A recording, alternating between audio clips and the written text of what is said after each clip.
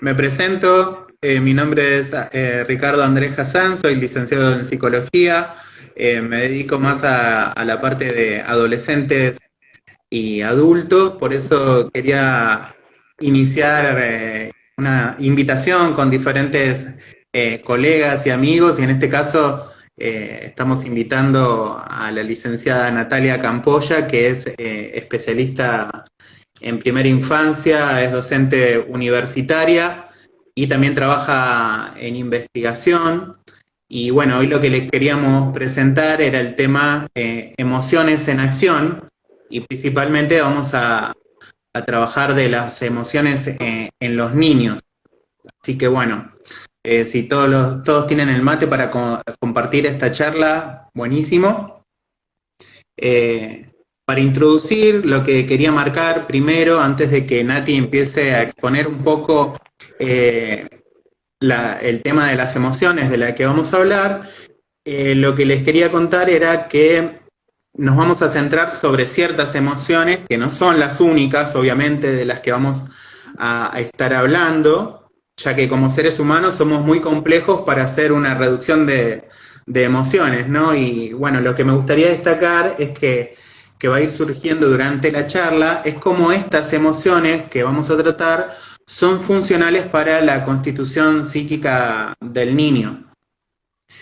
Por lo cual lo que Nati va a presentar es cuáles son las funcionalidades adaptativas de las emociones, ya que a veces por ahí algunas que las que vamos a ver, como son la ira o el temor, a veces las podemos tomar en un primer momento como algo negativo, ¿no es cierto?, el pensar esas emociones, eh, o darle un sesgo negativo o algo que hay que cortar y que no hay que permitirlo en el niño. Sin embargo, vamos a ver cómo en realidad son funcionales. Así que bueno, para empezar, Nati, me gustaría que nos expliques primero qué son las emociones y luego nos empieces a hablar de las emociones que elegiste en este caso. Bien, bueno, buenas tardes a todos. La idea no es hacer un recorrido teórico acerca de lo que son Ujú. las emociones, porque sería algo muy aburrido para un sábado a la tarde. Como vos dijiste, esto reviste una complejidad importante y justamente, bueno, esto de qué es definir, cómo podemos definir las emociones. Como primer ítem tenemos que marcar que no es tarea sencilla y va a depender la definición que le queramos dar, dónde vamos a poner el foco de atención. Sí, en base a cómo queremos trabajar con estas emociones, teniendo en cuenta que es un fenómeno y un complejo multidimensional, pero en base a esto hay un consenso que es importante destacar, que, como Sí. dijimos, es un fenómeno complejo y multidimensional porque va a involucrar varias áreas de estos niños y niñas, desde los componentes subjetivos, cognitivos, fisiológicos, expresivos y motivacionales. Entonces, a mí lo que me gusta siempre es como no hacer un reduccionismo, pero poder definir que estas emociones van a responder a reacciones psicofisiológicas. ¿Por qué Ajá. decimos psicofisiológicas? Porque claramente hablamos de niños y estas emociones van a vivenciarse a través del cuerpo, es decir, podemos, ya de por sí hay una tendencia primitiva del sujeto a acercarse o a evitarlas, o sea, estas emociones podemos tener dos posturas, o me acerco o Sí. las evito, y este grado de activación que me va a generar puede ser alto como bajo. Y esto, bueno, es justamente cuando uno puede observarlas, observamos mediante a nivel corporal, por ejemplo, el llanto, la sudoración, los niveles de ansiedad elevados en los niños, y psicológica porque podemos hacer una distinción de cómo se vivencian justamente. Es decir, Mm. esto que psicológicamente denominamos como la valencia. ¿Qué es la valencia? Esto del valor, si se experimentan en forma positiva o negativamente. Nuestra idea Exacto. en este punto no es hacer un recorrido en base a una cuestión patológica, ¿sí? Sino más bien elegimos la película intensamente justamente para poder hacer una presentación de cada una de ellas, si fueron siguiendo lo que es el Instagram y las historias, como saben, Sí. la gran mayoría es algo que me cuesta el Instagram todavía, no soy muy afín a esta red social, Que lo tenés hace poco incluso. claro, hace 3 días no lo sabía usar. Pero bueno, la idea es que fuimos presentando cada una de estas emociones Y es una película que elegimos primero porque están en conjunto y porque llama la atención tanto de los grandes como de los chicos. Sí. ¿Por qué? Porque hace mención a que nos deja este mensaje de la importancia de poder reconocerlas y gestionarlas, porque esto a su vez nos permite tener una salud mental óptima y cómo estas emociones van constituyendo nuestra personalidad a medida que vamos transitando el desarrollo. ¿Bien? Y también nos habla un poco de la complejidad, ¿no? Que tiene las emociones, ¿no? Y que implica no solo la emoción en lo psíquico, sino también en lo físico. Totalmente. Y esto de, como mencionamos, también cómo se va conformando nuestra personalidad y cómo nos van acompañando en la vinculación o en la relación con los otros. Exacto. Esto que comenzamos desde pequeños, con nuestros grupos de pares, con nuestro adulto cuidador, y luego lo vamos transmitiendo en el transcurso del devenir del desarrollo, ¿no? Hasta en la adultez incluso. Y habiendo hecho esto, que pensamos en esta película, en poder ir presentando personaje por personaje, la película se basa en 5, que son los principales, los cuales vamos a ir desarrollando y tratando de ir articulando algunas ideas y algunos ejemplos y qué podemos hacer con esto, ¿no? Como bien mencionaste, la idea no es hacer algo, marcarlo desde lo patológico. Claramente se puede trabajar también y pueden aparecer, pero no es la idea en este vivo trabajarlo desde ahí. ¿Bien? Creo que lo que más me gustó de la idea fue justamente esto, de que hablar de las emociones, pero desde el lado positivo, o sea, de lo funcional para el niño.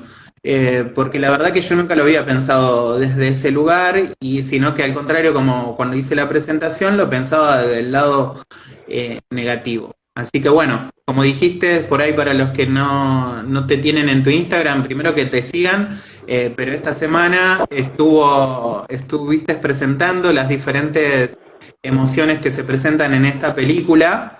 Como dije, también no son las únicas, sino que somos complejos y hay muchas, pero bueno, tomás estas 5 para ir desarrollando. Así que bueno, vamos a empezar con la primera, que es la ira. La ira. Y agrego esto, que más allá que son las principales que constituyen al ser humano desde el inicio de la vida. ¿Sí? Recién nombraste a una de las integrantes del video que había tenido un bebé hace poquito. Hace poquito. Y la idea es ver cómo desde el inicio de la vida, incluso desde la concepción, uno empieza a gestionar todas estas cuestiones y cómo las va transmitiendo en el desarrollo de este niño hasta que uno lo acompaña hasta la adultez, ¿sí? Pero principalmente, como marcaste, lo que es la ira. En el posteo vimos que es el muñequito rojo, que le sale fuego, como enojado de la cabeza, el rojo justamente un color que personifica toda esta cuestión de la cosa candente, de ira, de enojo. Pero, como mencionaste, la idea es buscarle la vuelta y pensarlo positivamente cómo lo podemos ver reflejado. Principalmente lo que tenemos que marcar y subrayar es que la ira es un recurso evolutivo que tienen todos los niños y niñas y que nos va a favorecer la supervivencia. Forma parte del desarrollo, o sea, es esperable, porque acompaña a los niños en este reflejo de buscar la autonomía en cuanto a lo que es las acciones y esta cuestión de empezar a no depender de un otro. Quizás esto lo vemos un poquito más avanzada en el desarrollo de la niñez, pero la ira es este recurso evolutivo hiper necesario, ¿sí? Siempre que estamos refiriéndonos, vuelvo a recalcar, a una concepción no patológica, ¿sí? No hablamos de un niño que tiene alguna cuestión explosiva o un trastorno en el cual predomine esta característica como condición, sino que hablamos del desarrollo esperable de un niño. Bien, ¿cómo lo podemos, como mencionamos anteriormente, cómo lo podemos observar esto que decíamos de lo psicofisiológico, ¿no? Justamente que esto se vivencia. Sí.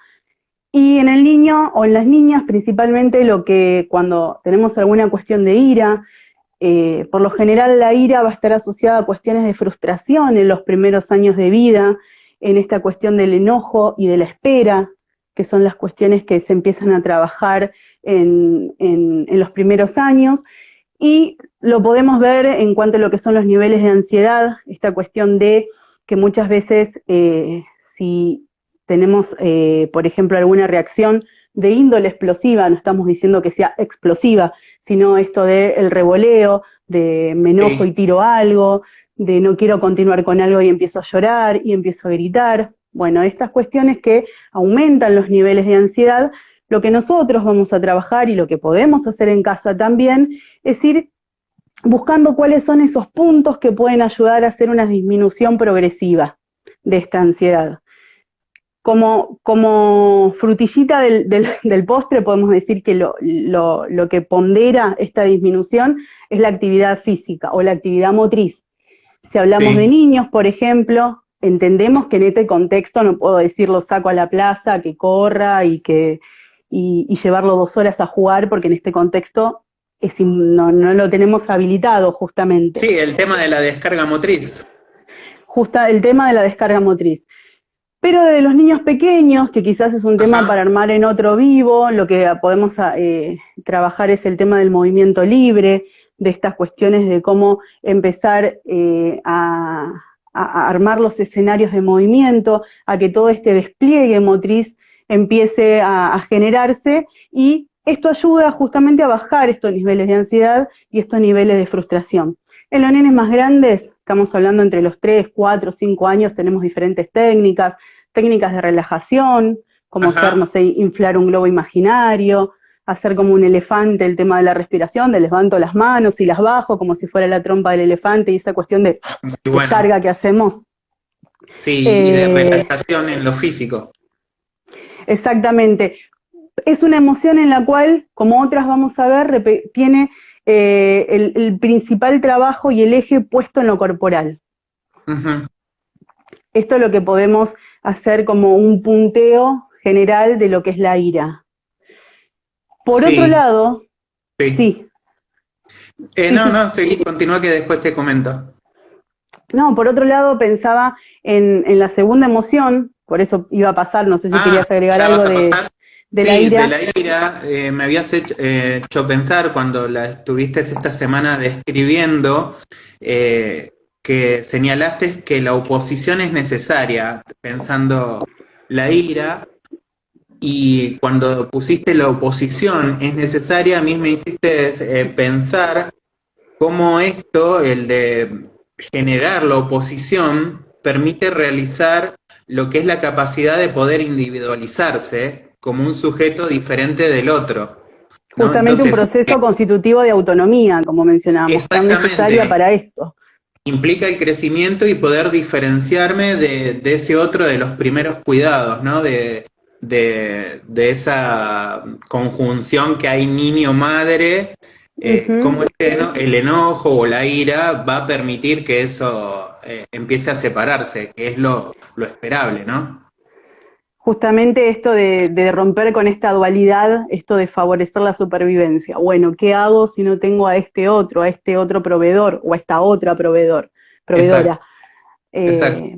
Por eso es que forma parte, como mencioné al principio, de este desarrollo esperable en la niñez. Por eso hacíamos el foco de que no hablamos de lo patológico, ¿no? Justamente. Exacto, sí. Y lo mismo, por eso hablábamos de que son como, en este punto en la infancia estamos hablando de emociones básicas, por eso lo interesante de esta película que las integra.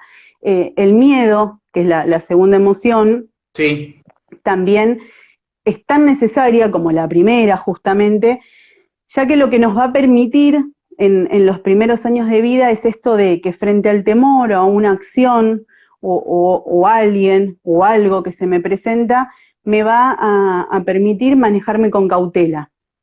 Es decir, es la reacción fisiológica que tenemos todos y que la vemos desde los primeros años de vida hasta los últimos años de vida, esto que nos permite huir del peligro. Totalmente. ¿Sí? También tiene que ver con la autoconservación. Exactamente, y esta idea de autoconservación se va modificando. ¿Por qué? Porque el miedo es evolutivo. Esta concepción es que a medida de que vamos creciendo, el miedo también se va modificando. como los intereses se van modificando, los miedos también van transitando junto con el desarrollo. Esto es lo interesante de que tiene el miedo, de que se va a ir modificando. Podemos pensar en, no sé, en los miedos infantiles, los típicos miedos infantiles, que podemos tener, por ejemplo, si tuviéramos que hacer como un esbozo, ahora se me viene a la cabeza, de pensar que, no sé, de los primeros meses de vida podemos tener, no sé, a los 6 meses de edad, los primeros miedos a esos sujetos extraños, que no es mi adulto conocido, a esas personas que no forman parte de mi entorno, lo que luego en el desarrollo viene a los 8 meses aproximadamente, si lo tuviéramos que poner en un tiempo específico, hablamos de la crisis de angustias por separación, ¿sí? Y que después a los 2 años aproximadamente vuelve como una segunda etapa de esta angustia por separación. Lo vemos los que trabajamos en primera infancia con niños en el jardín, estas cuestiones de la importancia de los periodos de adaptación, ¿no? Justamente por esto, para el tema de la ausencia y la presencia, de poder ir trabajándolo. Después tenemos los miedos típicos, no sé, a la oscuridad entre los 4 y 6 años, los truenos, los ruidos fuertes. Lo más frecuente es que esto de los ruidos fuertes, que pensamos en los truenos o en algún estruendo que le puede ocurrir a los nenes. Cuando tenemos un bebé y uno hace un ruido fuerte, lo primero que pasa es que uno se sobresalta. Entonces, bueno, este miedo también, este intento de huida, un bebé no puede salir corriendo, pero es esto lo que genera en su reacción corporal, esta cuestión de ponerse tenso y aprieta los ojitos, la carita y las extremidades, y es lo que le está generando. Para trabajar el miedo sin caer en cuestiones muy específicas dentro de lo que es la psicología, siempre lo que uno apunta es a no reforzar este miedo justamente. Es decir, si tengo miedo a la oscuridad, no lo dejo a oscuras al niño durmiendo, sino que colocamos una luz tenue. Claro, anda a dormir a oscuras que se te va a pasar. Claro. No, una luz tenue, esto de la angustia de separación que ocurre. Por eso en el nivel inicial, tanto en lo que son los jardines maternales como puede ocurrir en otras etapas educativas, esto de las adaptaciones que uno ocurre cuando uno pasa de jardín a la primaria, cuando uno inicia el jardín maternal, cuando uno pasa de un nivel maternal a educación. Por algo existen estas etapas y son importantes poder acompañarlas. Y cómo cada vez más, obviamente al crecer, cómo la misma emoción, miedo, temor, cómo se va complejizando cada vez más. Para sumarle algo más a esto que expusiste, cuando lo leí, a mí me hizo acordar en lo importante que es para la constitución psíquica ahí y adecuada la presencia del otro, ¿no? Del otro que cuida, que ocupa ese lugar de dar los primeros cuidados, y que además ese otro también tenga la capacidad de dar alojamiento en esos momentos donde al niño le pueden surgir los temores, ¿no? Que cumpla ese rol de padre o madre, pueda alojar esa pequeña subjetividad y pueda contenerla. Absolutamente. Ahí leía justo que porque toqué, Nancy decía lo de los objetos transicionales, creo que mencionó en algún punto, y como no entiendo el Instagram, no puedo volver a leerlo, porque lo puso. Y puso si se usan los objetos transicionales. Muchas veces, si hablamos en esto de la angustia por separación, y la idea, como decía esto, es alojar esta pequeña subjetividad en desarrollo. Entonces, muchas veces, y obviamente está el caso por caso, podemos utilizar estos objetos transicionales que nos ayudan justamente a esto, a hacer una transición en la adaptación de esta separación o esta angustia que puede ocurrir. ¿Sí? Claro. No sé, podemos tener el osito que me acompaña a la noche, el juguetito que llevo al jardín, pero lo guardo en la mochila cuando ingreso, pero cuando salgo lo tengo de vuelta. Estas cuestiones que van acompañando estos momentos. Claramente es un recurso que podemos utilizar. Genial, buenísimo. Bueno, seguimos con la otra, la que continúa es la emoción de la alegría. La alegría que cuando uno dice alegría, ¿qué podemos decir de la alegría? Sería el estado ideal de todas las personas, de los niños y de los adultos también. Pero la alegría, nosotros si pensándolo desde la primera infancia, podemos pensar, como situarla en dos momentos. Esta alegría pasajera, esta alegría que se da en un momento, en el aquí y el ahora específico, que se disfruta, en los niños se ve este placer también con todo el cuerpo, eso, no sé, en la cara, en el tono de voz, en la Sí. mirada, en la sonrisa, que es por algún hecho concreto, un regalo, algo que le gusta, algo que hago que necesita, alguna necesidad que es satisfecha. Por lo general podemos apreciar la alegría desde ahí. Y otra cosa, que es justamente donde nosotros intercedemos como adultos, es utilizar, más que utilizar, es instalar la alegría como una cuestión vital. Es decir, que sea algo que acompañe durante todo este desarrollo y que es algo que los nenes comúnmente lo suelen hacer, pero la idea es que nosotros los podamos fomentar. Esto de que uno dice capaz, estas respuestas que tienen los niños, ¿no? De decir, no sé, estoy cansado. ¿Y por qué no Sí. te acostás a dormir? En aquellos niños que ya tienen lenguaje y pueden verbalizar estas cuestiones, o esas respuestas que te dan, vos decís, y sí, tiene lógica, estoy cansado, me acuesto a dormir, me acuesto a descansar, pero no puedo porque tengo que hacer un montón de cosas. Esta cuestión es de despojada de toda preocupación, estas cuestiones de que el niño puede percibir positivamente la vida, es una característica de los primeros años y que la idea y que lo más saludable es que nosotros podamos acompañarlo en que sea algo o una característica que se instale en toda la vida. De la no obligación, ¿no? Y que cada cosa que decida hacer es porque tiene ganas y porque le genera alegría, justamente. Exacto, exacto. Y esto que cuando estas acciones ocurren, se visualizan y se perciben con todo el cuerpo, ¿no? Porque los niños no tienen esta cuestión de, así como podemos decir la constitución del pudor y de otras cuestiones, en este punto es como se expresan con todo el cuerpo, con todo su ser. Seguro, seguro. En cuanto a esto, es interesante porque, bueno, en estos últimos meses, con el tema de la pandemia, el encierro y la cuarentena, recién decías, bueno, como muchos de los lugares en donde el niño podía expresar justamente su alegría no los tiene hoy, ¿no? Como puede ser, no sé, ir al jardín y compartir con sus amigos, sus compañeritos, o que los lleves a la plaza y juegue, o incluso a que sea invitado a una fiestita, tampoco eso existe hoy, ¿no? Lo ¿Qué importante más se de, puede hacer ahí?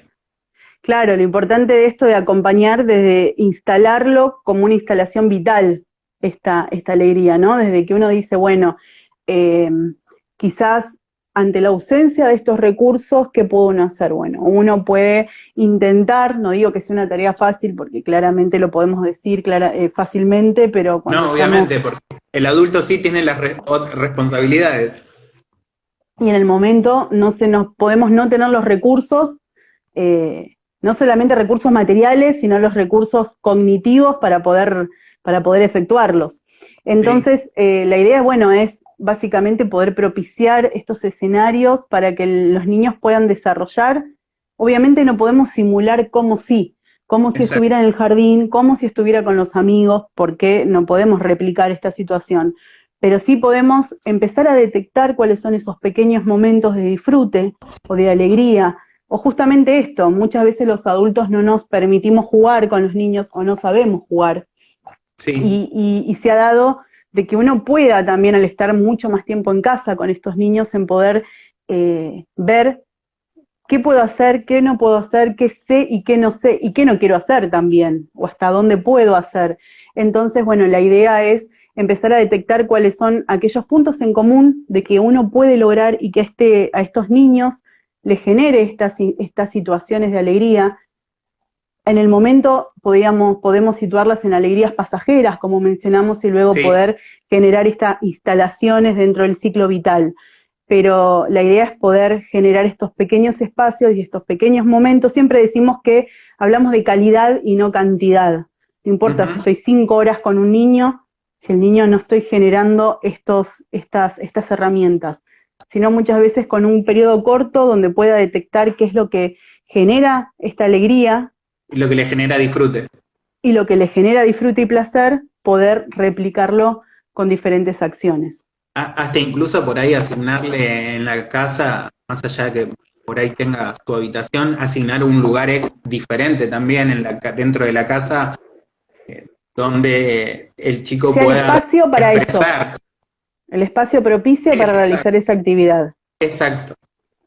Obviamente uno al principio empieza a mostrar diferentes propuestas. Lógicamente hay un, podríamos decir, una guía o de pasos a seguir donde uno, como ocurre en el colegio o en el jardín, uno no muestra todo lo que tiene para ofrecer, sino que vamos por el paso por paso para justamente poder detectar. Si yo le doy peluches, galletitas, tele, pelotas, no puedo identificar cuál es este momento que genera placer o qué elemento genera placer. Exacto.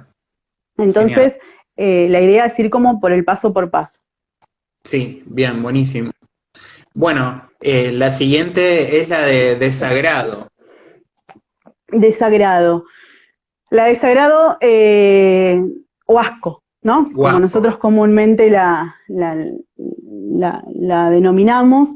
Lo importante de marcar lo del asco es que está influido por las prácticas culturales y por el aprendizaje de los que nos rodean. Es decir, si yo tengo asco, por ejemplo, a comer cierto alimento, es muy factible que lo pueda replicar por esta cuestión de las prácticas culturales y del aprendizaje, en este caso a mi hijo, por ejemplo. Que yo puede ocurrir casos con los que no, pero por lo general el asco o el desagrado lo que va a buscar es activar estas reacciones corporales. La función es de activación corporal. Hay varios estudios de por qué existe esta cuestión del asco, y que más allá de ser una función constitutiva y de reacción corporal, bueno, podemos pensarla como que es una función protectora del organismo, justamente. Esto de no soy selectivo, pero elijo que, o sea, sí soy selectivo, eligiendo que sí o que no, y muchas veces esta función protectora de no como esto porque me cae mal, no como esto porque no me gusta, no como esto porque está en mal estado. Esto hablando en cuanto a la alimentación, porque uno por lo general hace esta cadena asociativa de asco-alimento. Sí. Es el común. Y por eso hablamos de práctica cultural. A mí me das, no sé, un plato de ensalada de, no sé, escarabajos y no te lo voy a comer. Pero en otro lado del mundo posiblemente sea un manjar. Exacto. Y lo que tiene como curiosidad esta emoción es que indefectiblemente de dónde estemos situados, independientemente de la práctica cultural, o sea, de lo que se genere como resultado esta cuestión del desagrado, la reacción corporal es común en cualquier parte del mundo. Es decir, hay estudios que cuando uno tiene por ejemplo, hablamos de un alimento, ingerimos un alimento que nos da asco, todos tendemos a hacer las mismas reacciones físicas. La misma reacción, La nariz se arruga, los labios superiores se elevan y suele o puede aparecer lo que es la lengua en algún momento cuando las comisuras descienden. Invito a todos que hagan esa cara en este momento. Sí. En sus casas que no los vemos. Claro, es como una reacción adquirida y que transmitida, ¿no? Si bien la risa, todos nos reímos abriendo la boca o cerrándola, o hay diferentes sutilezas corporales que se van modificando con el desarrollo. El asco mantiene la misma. Démosle a un bebé limón y va a ser la misma cara que si a vos te doy algo que no te gusta. Anto hizo la cara. Sí. O sea, pero se podría pensar que excede lo cultural, entonces. Sí, excede, pero está relacionado con estas prácticas culturales. Sí. Porque si en mi cultura, claro, sí, esto que poníamos, comemos ensalada de escarabajo, y te invito a comer a mi casa una ensalada de escarabajo, no. Sí. Y en otro lado sí. Está bien, está bien. Esto hablando en cuanto a lo que es el asco, y habíamos hablado anteriormente estas cuestiones de quizás una mirada un poco más profunda, más psicoanalítica, Sí. analizando un poco más metapsicológicamente. Estaba Ujú. interesante lo que habías dicho en cuanto a lo que es el asco como función constitutiva, esto de los diques anímicos.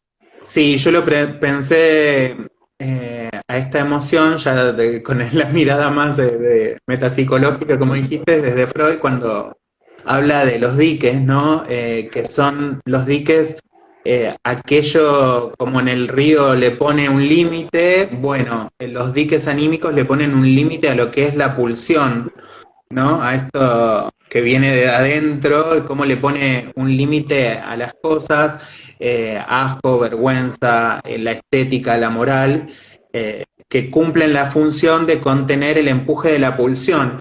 Y después estuve, bueno, volviendo a leer algunas cosas, que cuando esto no se produce, cuando no se producen estos diques, en este caso la emoción o el asco, eh, lo que nos podemos encontrar en la clínica es con que no se instala la latencia en los niños.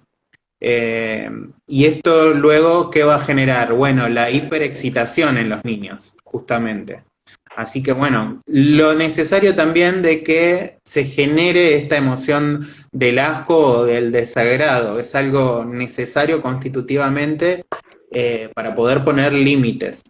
Eh, lo habíamos pensado con el ejemplo de, bueno, un niño de 3 años, tal vez estamos en una reunión con amigos en casa, ahora no, porque no podemos, pero por ahí imaginemos en tiempos de no pandemia, cuando tenemos invitados en casa y por ahí el nene de 3 años sale corriendo de su habitación desnudo, no le importa para nada, no tiene vergüenza, O ni, salgo del baño comiéndome la caca.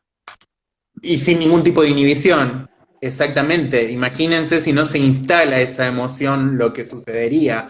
Después, no sé, no va a ser, si eso continúa, no sería lo mismo ya siendo un niño más grande salir desnudo. Bueno, ni siquiera que no se instale la latencia, ni siquiera le permitiría al niño el poder concentrarse y comenzar a estudiar, ¿no? Uh-huh. Y que esto que mencionabas de la latencia, ¿no? Porque también esto lo trabajamos tanto en la clínica de niños como adolescentes. Yo siempre hago esta distinción de Sí.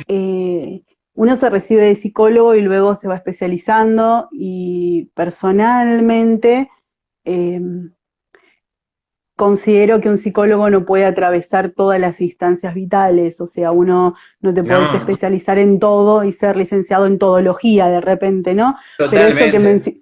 esto que mencionamos de las etapas, esto que vemos en la clínica de niños y adolescentes, que en los adolescentes después esta cuestión de la inhibición comienza a descender también, Ujú. esta cuestión del pudor también. Vuelve, sí, porque se reactivan y se resignifican un montón de cosas de la niñez. Uh-huh. Eh, pero también lo estaba pensando, el que se instalen estos diques, así como en cuanto a la alimentación, protegería al organismo de no ingestar nada peligroso. En cuanto a lo que se instale como dique anímico, como la moral, la ética, la vergüenza, también protege de la integridad frente a, lo estuve pensando un poco y no lo desarrollé después, pero creo que está bueno para hablarlo o para escribir algo acerca del tema, que si no se instala tampoco protegería al niño de tal vez los abusos, que es algo también tan actual, ¿no? Que se vive en la clínica. Y tan recurrente en esta época Y tan recurrente en esta época, exacto. y Si en no este se instalara contexto. esa emoción en el niño, como que no podría diferenciar justamente y protegerse de lo que es el abuso, más allá que obviamente tiene que ver con la maldad de un adulto ahí, obviamente, pero como el niño Esta también operación podría. del adulto perverso y otras cuestiones y esta ausencia de adulto cuidador y de Seguro, diferentes seguro. posturas.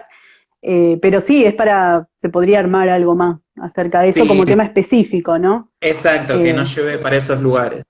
que nos Así- lleve, claro, acá hablamos de cuestiones no, volvemos a hacer hincapié en esto, no No patológicas, no patológico. negativas, sino marcándolo como cuestiones positivas y necesarias para la constitución de este sujetito Ujú. o sujetita. Y nos quedamos por último en la tristeza. La ¿no? Esto tristeza. volvemos a marcar lo mismo en hacer esta diferenciación en lo no patológico. Obviamente no hablamos de tristeza símil depresión, depresión infantil, no nos estamos refiriendo a esto, sino la tristeza como una función adaptativa y necesaria para el equilibrio emocional y que justamente, si hablamos de niños muy pequeños, poder ayudarlos a reconocerla y saber cómo poder gestionarla, no, les va a facilitar esto de el pedir ayuda, de poder entablar este desarrollo de las relaciones sociales, de crear nuevos escenarios y volver a generar nuevos desafíos en cuanto a esta situación. ¿Sí? Eso es lo importante de la tristeza, que es un estado emocional necesario. Vuelvo a remarcar en esto que no hablamos de una cuestión patológica, Sí, sino que no es una hablamos de una cuestión depresión necesaria. infantil, Claramente no. Hablamos de una sino cuestión de la necesaria. emoción. Volver a remarcar por qué es funcional la tristeza en la constitución de esa pequeña subjetividad. Porque es una función adaptativa que nos ayuda a adaptarnos al medio y que poder reconocerla, o sea, poder reconocer por nuestros propios medios, en los niños, no hablo de la primera infancia, porque en la primera infancia necesitamos a un otro como facilitador que nos acompañe en este proceso, pero Seguro. aún así puedo dar fe que trabajamos en mi entorno laboral justamente esto, lo que es la educación emocional y cómo aprender a reconocer y gestionar estas emociones permite, primero, poder identificarlas, crear nuevos escenarios para que se puedan transitar y que no tengan una función desadaptativa, sino adaptativa, pudiendo generar nuevos desafíos. Por ejemplo, no sé, generar desafíos en cuanto a no puedo lograr algo y me pongo triste, pero puedo suplantarlo o modificarlo o acceder desde otro mecanismo de otra forma. Y me gustó mucho lo que dijiste, de que permite la posibilidad de pedir ayuda también. Muy Fundamental. necesario ya más En los primeros años de vida incluso. sí, pero Retomando lo que mencionabas anteriormente, esta ah, cuestión, ¿no? No quiero caer hablando específicamente de cuestiones de abuso ni maltrato, sí, obvio. pero la necesidad y esto de enseñar, gestionar, de que el niño pueda solicitar la ayuda y pueda solicitar Es, la asistencia de un otro, ¿no? sí. Y qué Sí, bueno fomentarlo y mantenerlo durante todo el crecimiento del niño, porque después lo pienso en la adolescencia, cuando se vuelven a resignificar un montón de cuestiones y que justamente al adolescente lo que le cuesta mucho es la posibilidad luego de tomar la palabra.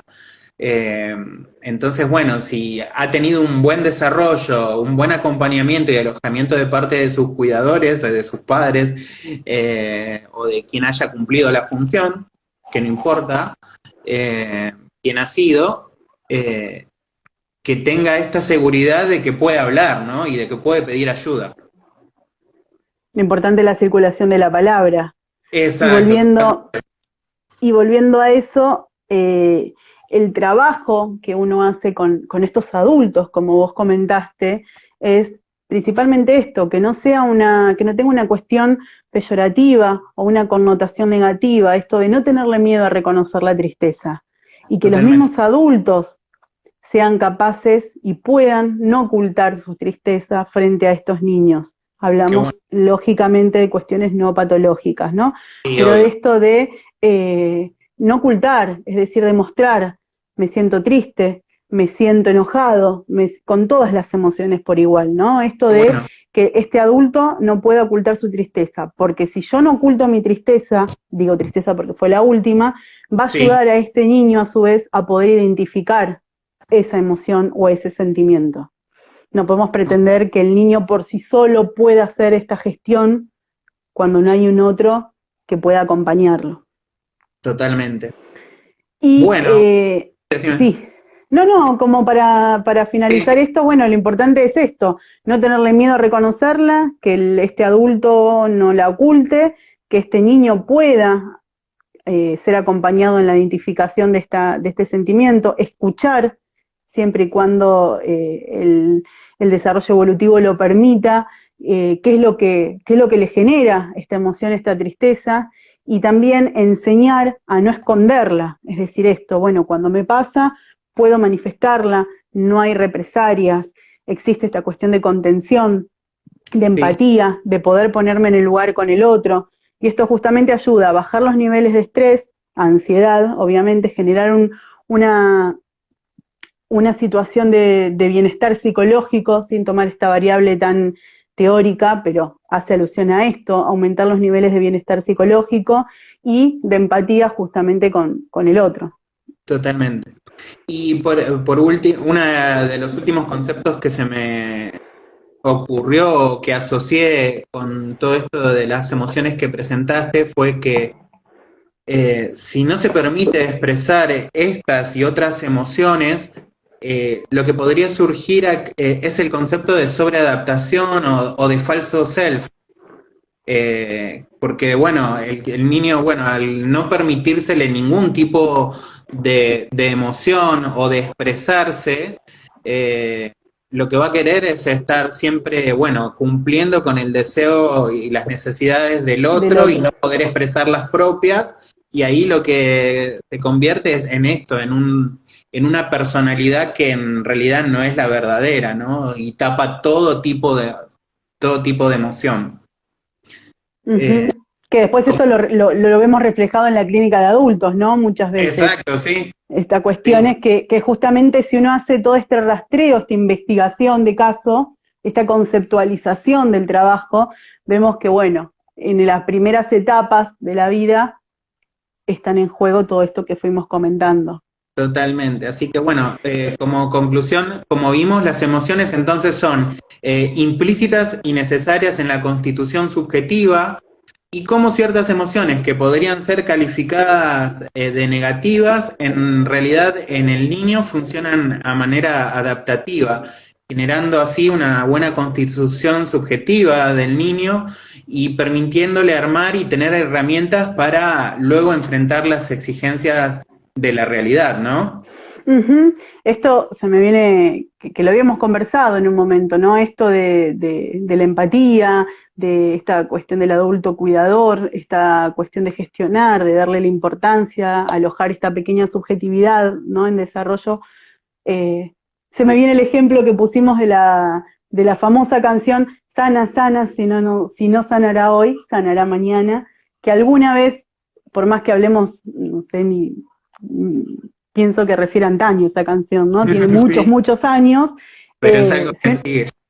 Si uno analiza esta cuestión, bueno, ¿a qué vamos? Esto de, no pasa nada, pero jodete, te lo dije, deja de llorar, si no es para tanto.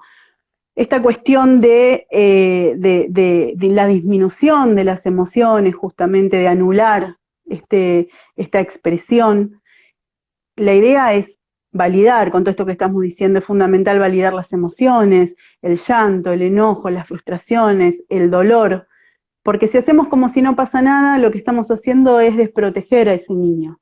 Y si no los desprotegemos, y si lo desprotegemos justamente, y lo anulamos y no validamos estas emociones, llevamos a lo que mencionábamos anteriormente, a que después tengamos estos adultos o estos adolescentes que generan todas estas cuestiones que mencionaste anteriormente. Sí, con sobreadaptación, con no poder permitirse cuidarse ellos mismos incluso, ¿no? Y que no está tan bueno.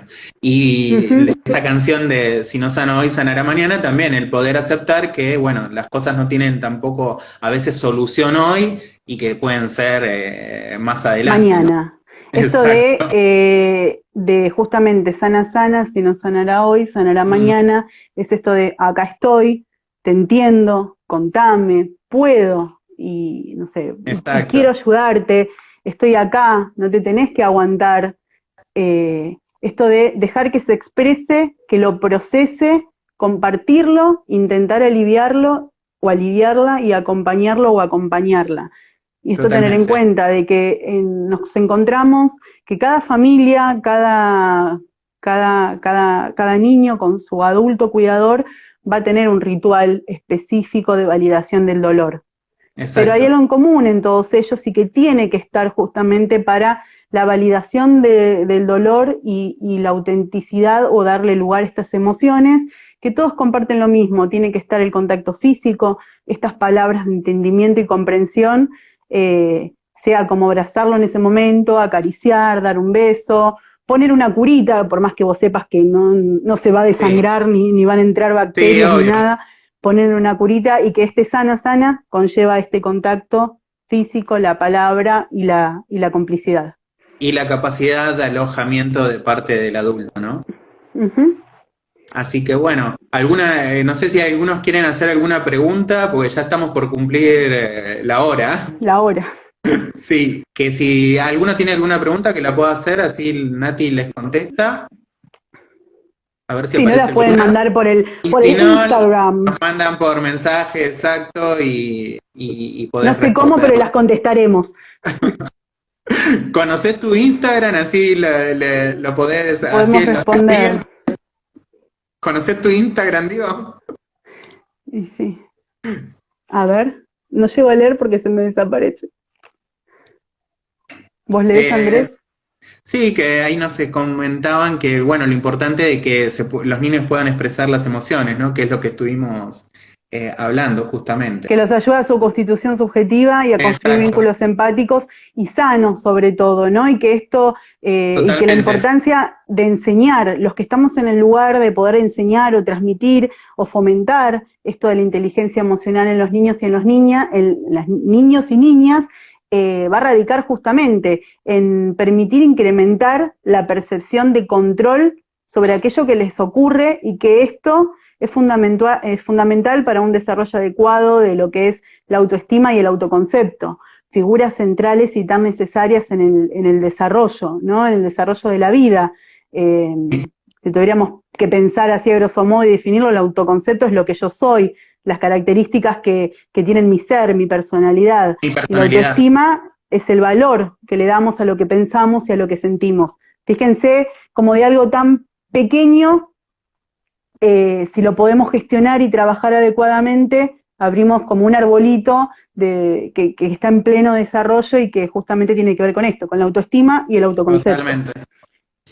Bueno, vamos finalizando. Te reagradezco que hayas aceptado esta charla y que me pareció súper linda y muy clara en todos los conceptos. Y bueno, agradecerle a los que nos siguieron y nos acompañaron. A todos. Este sábado a la tarde. Es nuestro primer intento el sábado a la tarde. Bueno, cualquier duda o consulta, ahí creo que te escribieron tu Instagram, licenciada.nataliacampoya, ¿no? Exacto, creo que sí. Licenciada.nataliacampoya. Exacto. Bueno, muchas gracias a todos por seguirnos y a vos, Nati, por aceptar la invitación. Gracias a todos. Saludos. Adiós a todos. Chau, chau.